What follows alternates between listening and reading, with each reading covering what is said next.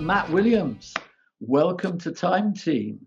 I have it here that you did 123 episodes of Time Team, and that's got to be a long service. Did you realize you'd done so many?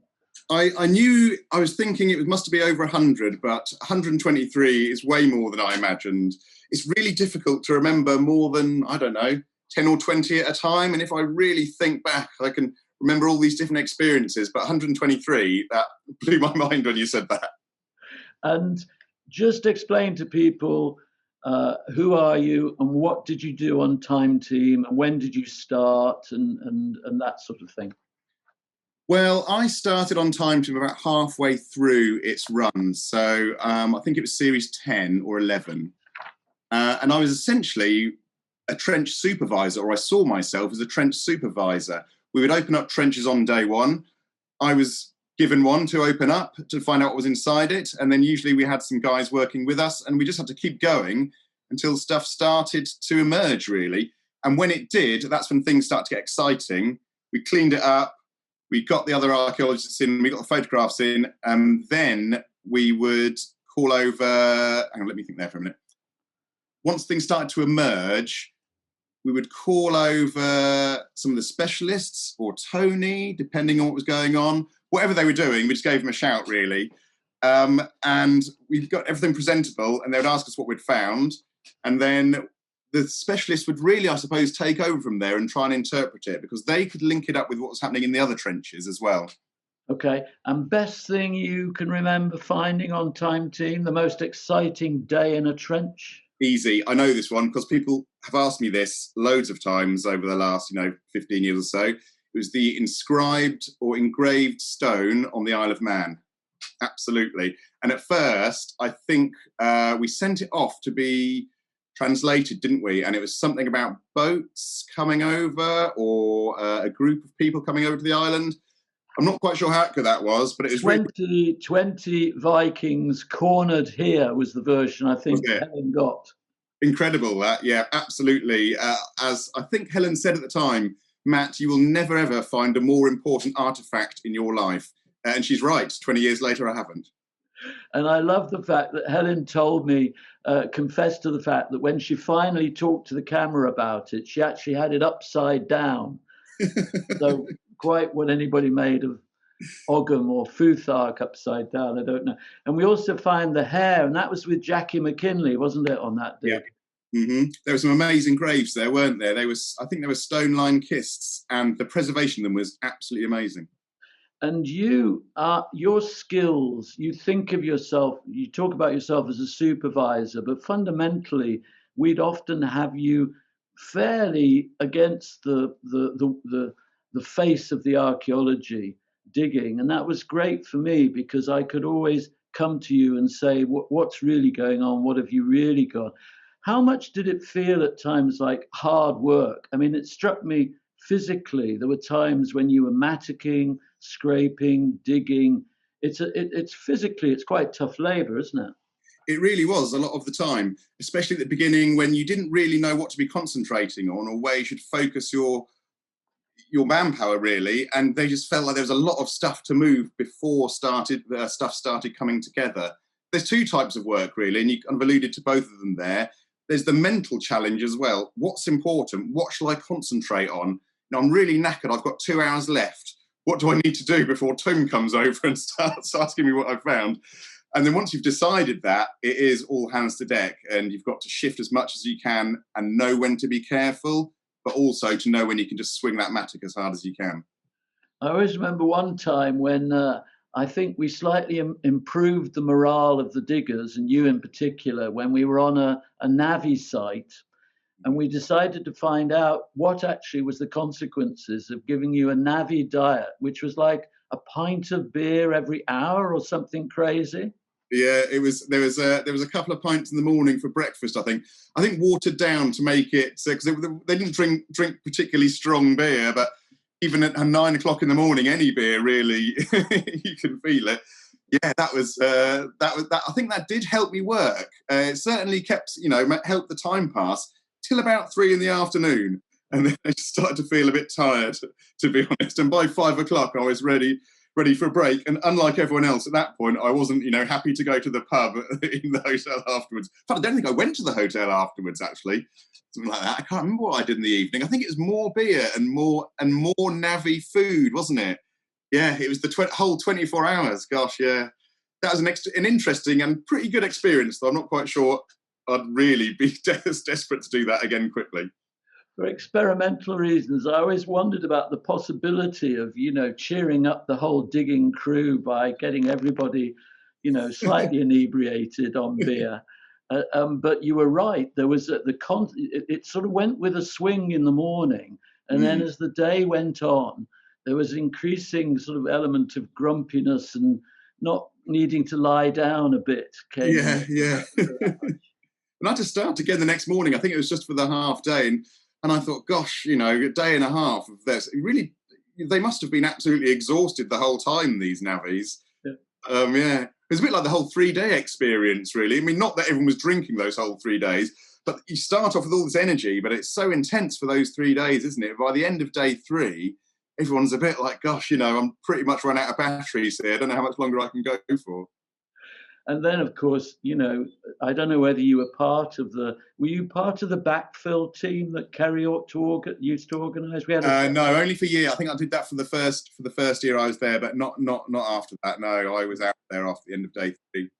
Yeah, I like the idea that when I imagine you, I kind of imagine you occasionally being alongside Phil or Jackie McKinley or Francis Pryor or one of our, really they're like really great archaeologists in their own right. Do you think your skills improve? What being a digger on time team, did it add anything to your skills? Well, certainly. I mean, again, there's 2 things that come to mind really, and the first one is definitely working with people like Phil Harding. There is no field archaeologist in the world like Phil.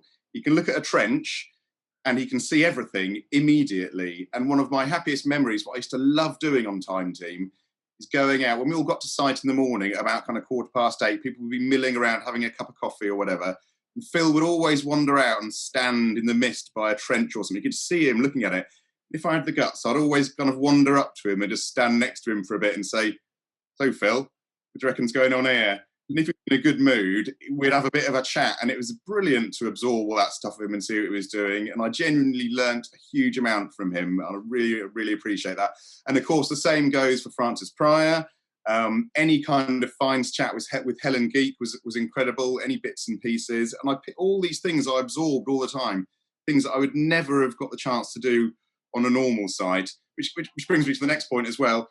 Time Team did amazing sites. I spent a lot of time in commercial archaeology, digging up ditches, pits, not particularly exciting sites, but they were focused on where developments would go or roads are being built. Time Team actually focused on interesting and exciting sites that a lot of archaeologists wouldn't really get the chance to dig a lot of the time. And I think that aspect of digging alongside people, I always remember those moments when we'd have Jackie McKinley doing a skeleton. Can you remember your first skeleton or any skeletons you dug on Time Team? How did you feel when you were doing a skeleton dig? I remember digging the skeletons at, was it Grasholm?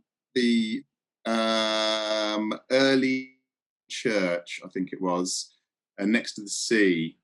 That was very, very dramatic. But before I joined Time Team, I'd spent a lot of time excavating skeletons on various sites. I spent a year excavating skeletons at Spitalfields, which is a medieval cemetery in East London. So I had kind of developed a system, and I was quite used to excavating bones at that point, and the practicalities of doing it, how to treat them, how to preserve them, and we'd learned about what happened to them afterwards, where they were stored and usually reinterred, that kind of thing. It seems that people remember those sort of skeletal. Did you do Westminster, Matt? I did, yes, but I didn't do one of the skeletons. I can remember kind of remember what, I can't actually, I can remember doing kind of, was it like a cellar thing or something next to the thing, but to be honest, Crypt. I can remember walking around the front and watching Jackie, because she had those incredible, were they Anglo-Saxon skeletons around the front? Yeah. Brilliant. I was a bit jealous at that point, I think. Now, you've got a company yourself. What is it you're doing now? Well, I've got kind of two jobs at the moment. Half my time I work as an archaeologist for the RSPB, so I cover England and Wales for them. They manage a lot of land, and that land has got quite a few scheduled monuments on it and a lot of heritage assets and archaeological features. And I just make sure they're all well looked after and not damaged in any way, and that, you know, we can carry on. We can integrate them into the bird reserves well, really, and make sure that they're managed okay. I also have a partnership, and where I cover all range of archaeological work. I do field work occasionally. I do assessment reports for sites. I've done assessments for AONBs and local authorities, that kind of thing. A bit more maybe planning, involved in a bit more kind of the planning system and that kind of thing.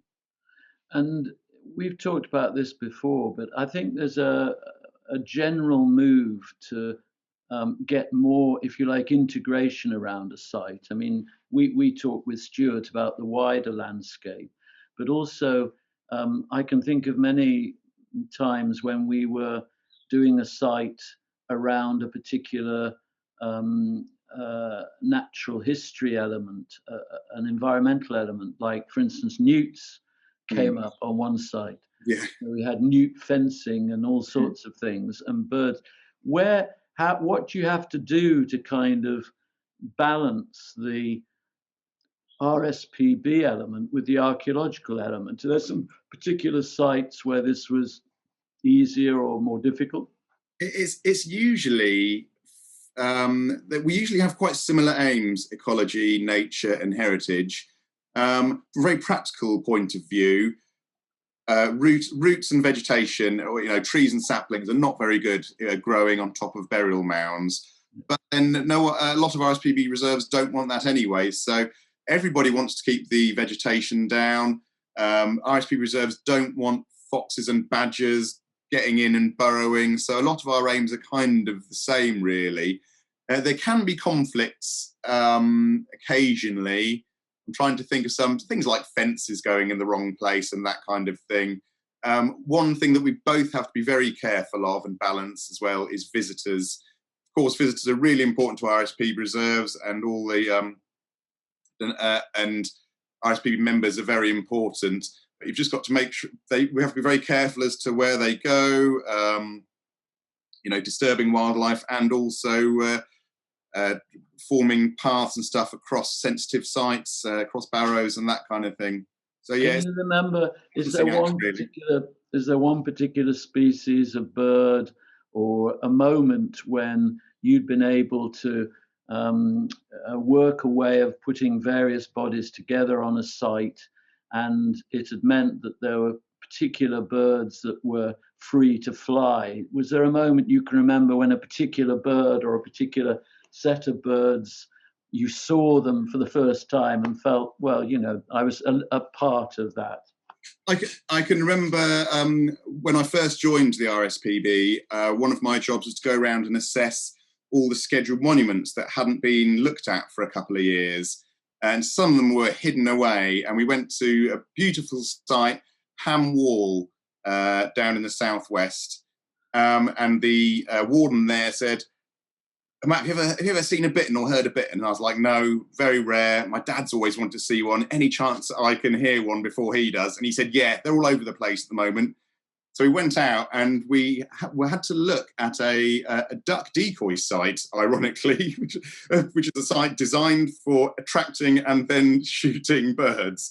So he showed me that. We've been trapping around for about an hour, and I said, there are these bitterns then? And he said, oh, sorry, they're usually around by now, you know, we'll find one. So we checked out the scheduled monument, came back again, an hour and a half, almost back at the car park. And I said, well, thanks very much, nothing at all. And he said, well, I'm sorry about that, maybe come tomorrow. And as soon as he said that, this weird noise just came right next to us, this low booming. And it sounds like nothing I've ever heard of before, like some strange industrial noise. And there it was total silence. It kept coming across. And then another one started. And I said, wow, thanks, that's amazing. I've actually heard a bittern. And then without any warning at all, one got up and flew straight across us, almost between us. And that was it. That was one of my earliest and best bird experiences on a reserve there. So we were at one stage, an hour ago, we'd been checking out something which had been designed for the hunting of birds. And then an hour later, we were watching a beautiful and very rare bird flying right in front of us.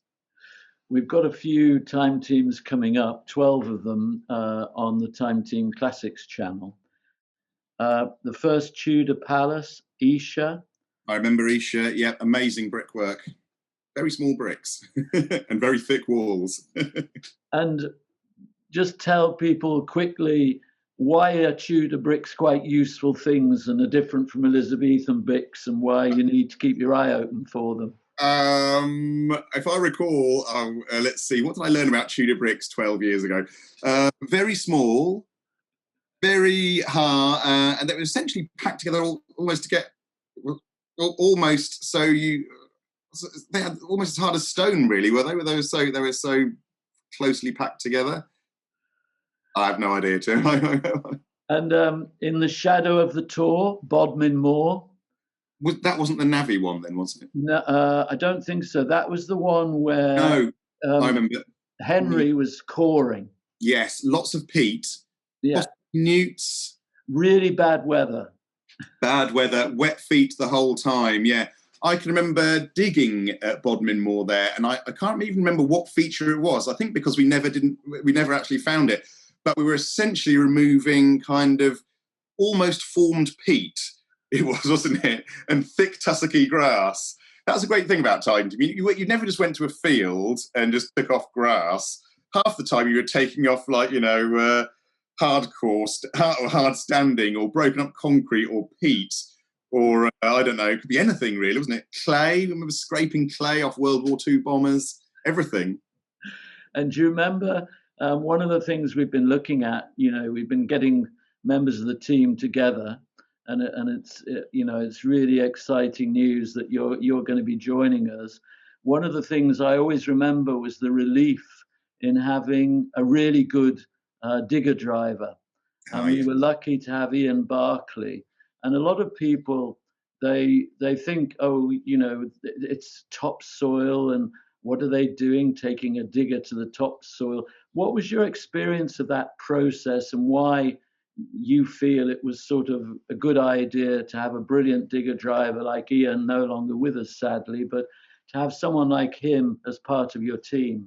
Well, having even now in all aspects of archaeological excavation that I do, if you've got a good digger driver, that's half the job is done already. And Ian was absolutely amazing. There is a very clear process of excavating a site, and you have to start with the topsoil, and you have to make sure that all your finds and everything come from a very clear layer. And Ian was brilliant at getting the topsoil off perfectly, turning it over. He could spot things from up in his machine. He was a better archaeologist than half the people down there by the end of it, really, by the time we'd finished.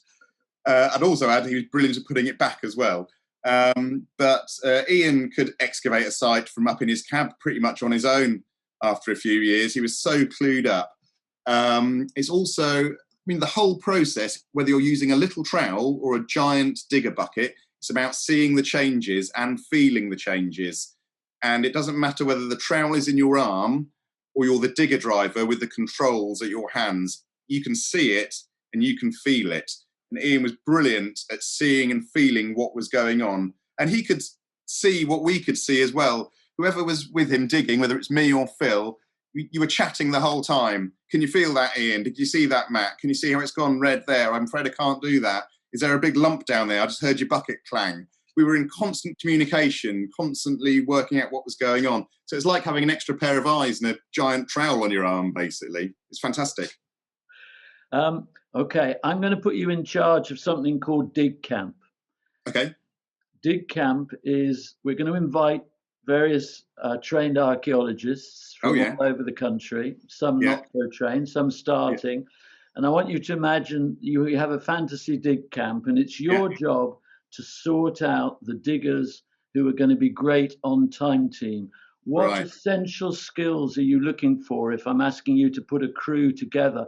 What makes people good at digging on time team?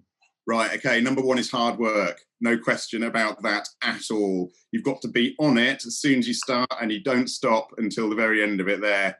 No, no waiting, no sitting down. Well, the occasional break, of course. You can't work people too hard, but you've got to have that drive. Secondly, you have to be able to recognize the soil, as I was saying. You've really got to know when there's a big layer of something which can be taken off, and when to hold back there and think, right, we're on the next layer now, stop, what are we doing, what are we getting ourselves into?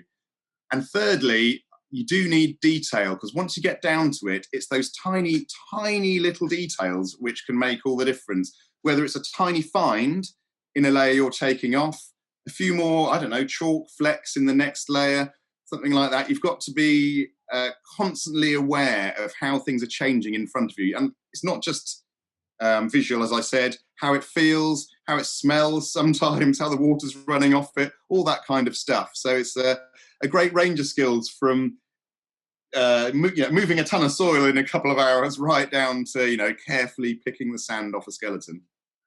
And we were lucky, we had people like Henry Chapman and Steve Thompson. What role are those guys playing while you guys are digging, in terms of locating things and the work they're doing around the edges of the trench? Well, that's it. I mean, I was just part of a whole web, really, of everyone who was all feeding information back and forth. If you can imagine, I don't know, it's a bit like a little internet or something. All these little people are like shooting out information across this net, and then information is crossing this network everywhere and then coming back to different people. So I was getting information from Henry about where stuff was and the height of stuff and whether I should be going down, or quite often where I should be looking next. We were lining up where a building was, or the walls were, or something like that. Similar information came from Stuart in a slightly more wider landscape level like that. And then information from Helen was very useful for me at the time for dating. If I found different bits of pottery or something like that, she could very quickly kind of work out which stuff was earlier and later, and that all kind of fed into how I would be working and what I would choose to do next and that kind of thing.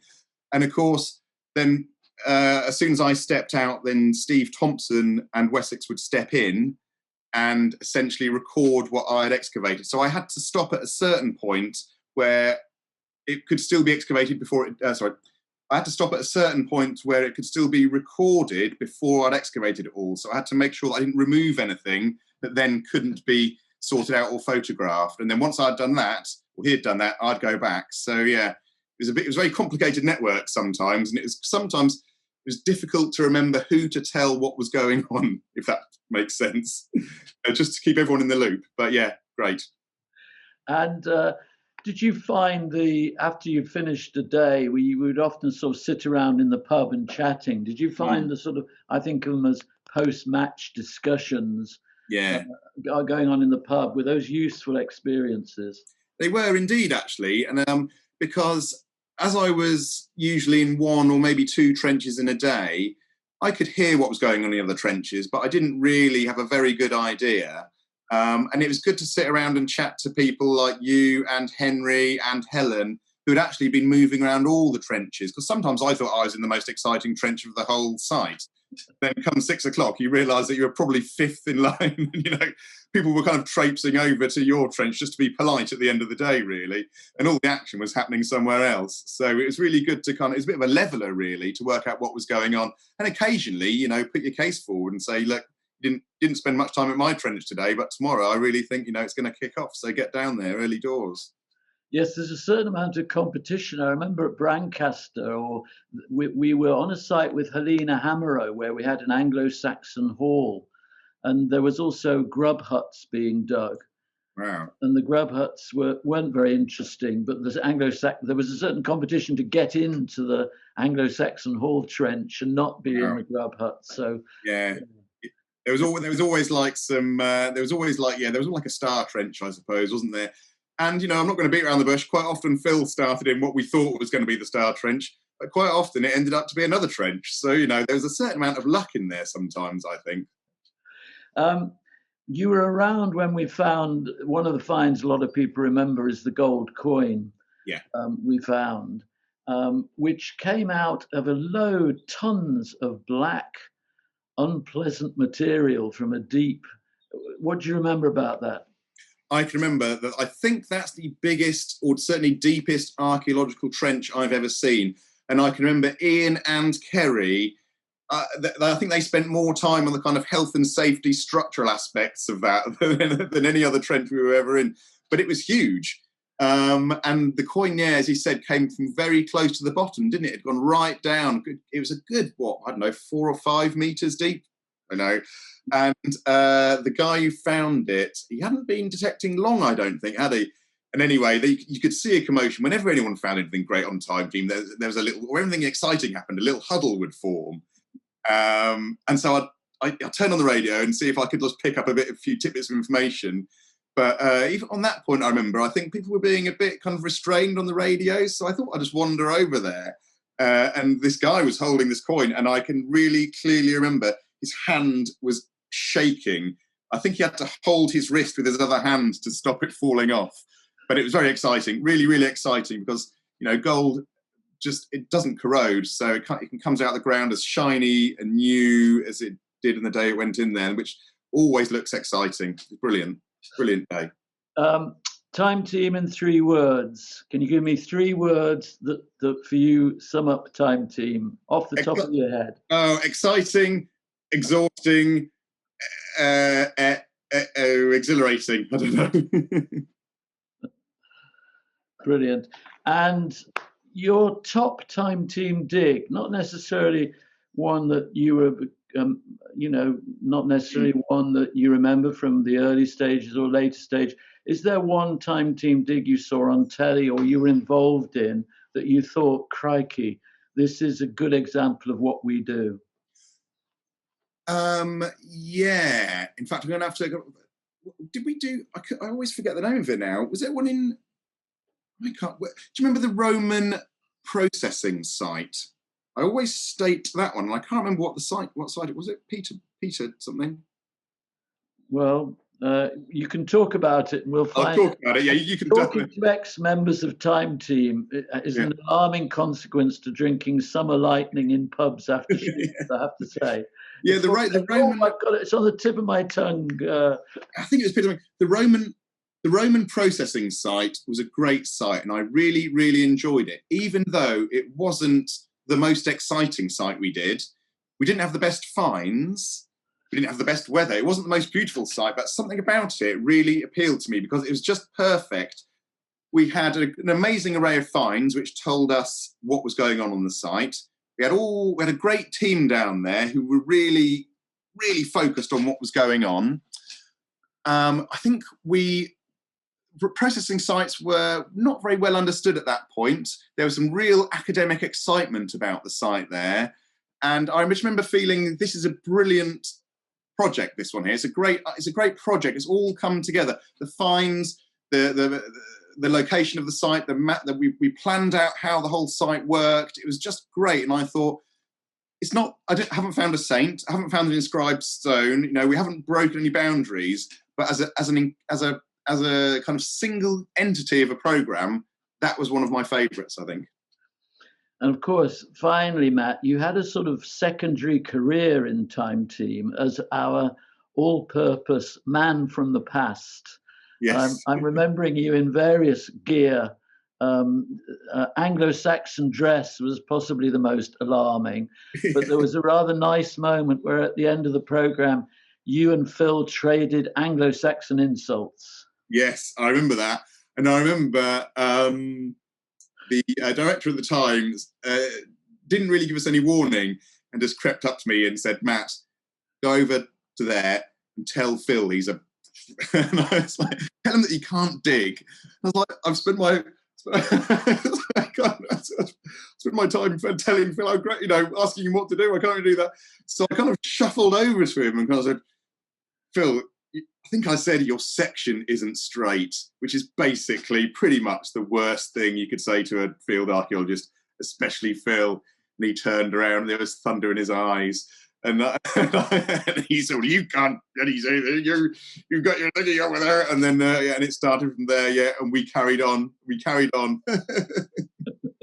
And eventually it sort of morphed into Anglo-Saxon insults, which I... It did, yes. We had a kind of a list of specific insults, which in Anglo-Saxon times, were quite horrific. I think they were still pretty horrific then. I can't quite remember off the top of my head what they were. A lot of animals involved, if I recall, something like that. Well, Matt, it's been very nice talking to you. I'm really pleased you're going to be joining us, and congratulations on establishing your partnership, which sounds fantastic. And I think what we'll do is ask you to have a look at some of these sites we're going to, perhaps from an RSPB point of view, and the sort of wider thing. So it's been a great pleasure talking to you, and I look forward to seeing you on another Time Team site some point soon. Brilliant. Thanks, Tim. I can't wait.